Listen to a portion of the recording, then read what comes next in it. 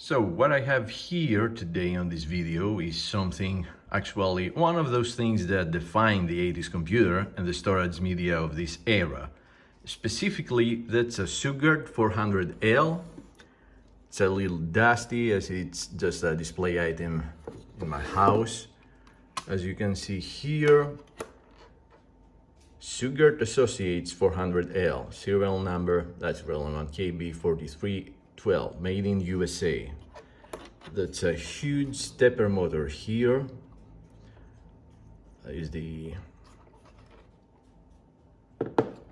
drive motor. Anyways, it's a belt drive, and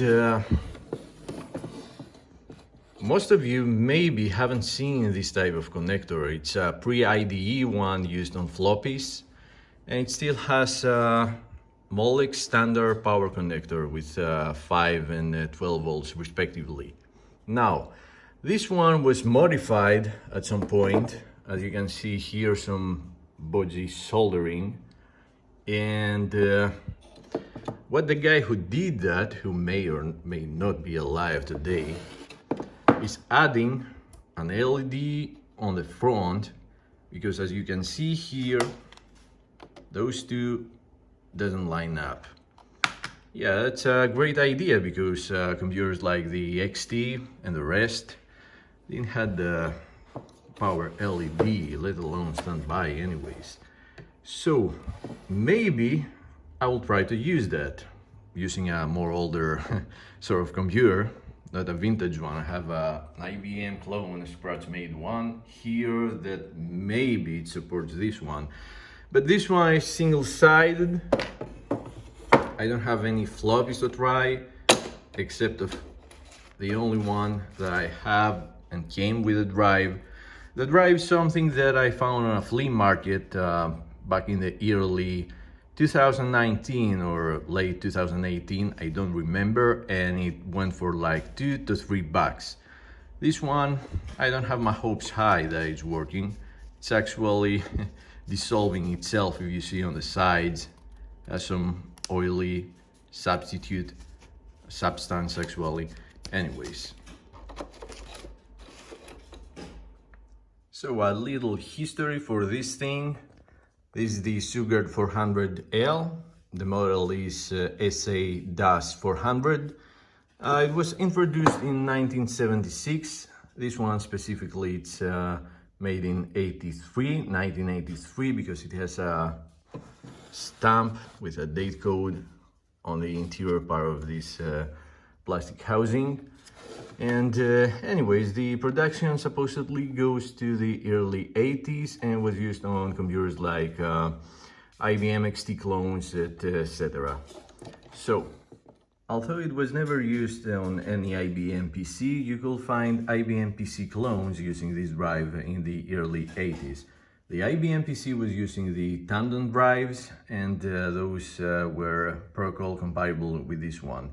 It actually used the Shugart protocol, so if we had an actual IBM XT, we could use that.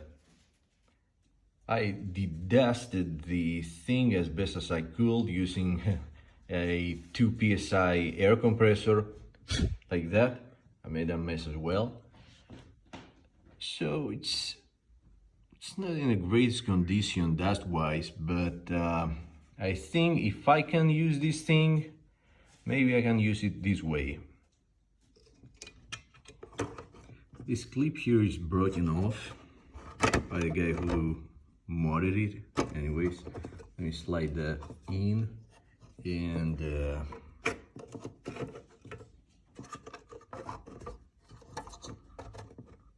to line up somewhere here. God, I have no idea what this thing is. I have no idea what that thing is. I mean, how you said that thing, I have no idea, I'm not that old. Anyways, if I get it to make a floppy seek sound, I'd be happy. No, compared to others, I'm not gonna play you the retro expert here. Like, I have no idea what many things are on this board. Like, I do understand electronics. I know about electronics and everything. I could read the schematic if I had one, but Those bridgeable pins, maybe they are for a master-slave situation, and I'd assume that since it has the LED, maybe it was the first drive on the computer, and maybe it's already set as a master. We'll see. Or it can be a cable select. I have no idea. Now let me get this thing off. This looks like an IBM XT of some sort. I can tell you it's not. It's a scratch-made case and it has a Pentium 2 hot-rodded PC inside. On the stove, why not?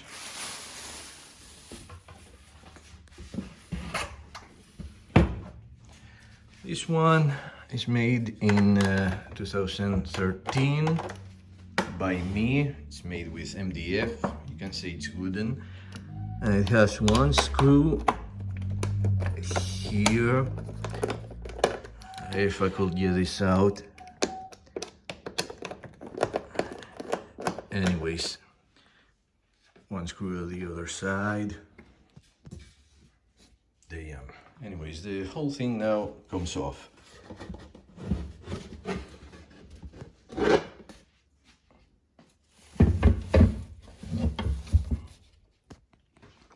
And there you have it, a hot-rodded Pentium 2 computer. What I'm interested for is this plug right here. Is it even the same? Maybe. Who knows? Oh, this thing is gonna plug right in. Yeah, like that. Yeah. Yep. Let me get the power out of the CD drive. I'll do that eventually. Most of you might be laughing by now. Anyways, I've got this thing set up. Now, I'm not hoping that I will get it to work on Windows 98 computer, but yeah, anyways, if I hear the motor running and doing a floppy disk, I'll be happy. Let me see what happens.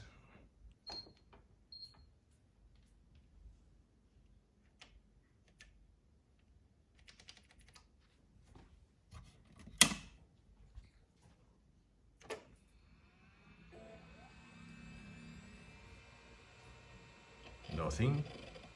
Like, all right.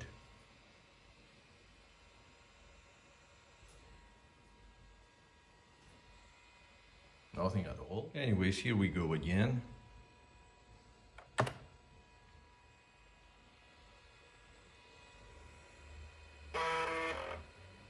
Yeah, floppy disk from the 3.5-inch drive.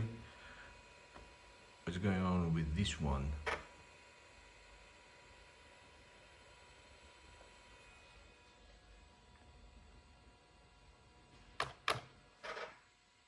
All right. Well, after many tries,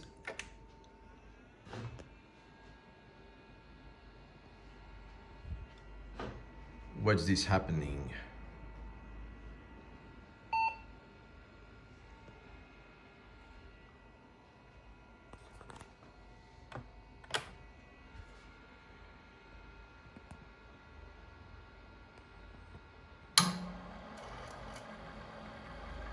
Whoa.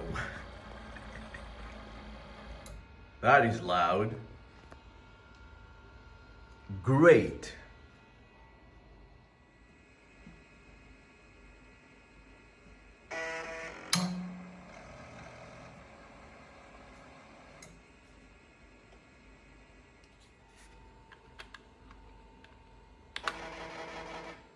So the 3.5-inch floppy disk drive appears to be working.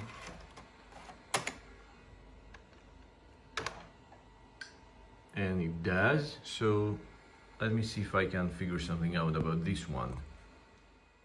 So after like an hour, I've got trouble reading this drive, although it floppy disks and all these things. I'm using Windows 98, so I put it on DOS and let's go again. Change directory A. Nope, ain't gonna do that. This one works all right. So, yeah, CD, A, no, CDB, nope, it's not assigned to a drive, so this is the drive A. I disconnected the 3.5 inch floppy drive, and I put this as the sole and only master floppy disk drive thing. So yeah, I don't know, I have no idea. When I access it on the Windows environment, the computer just freezes for a second, and it then says that the drive is inaccessible, so go figure. Anyways,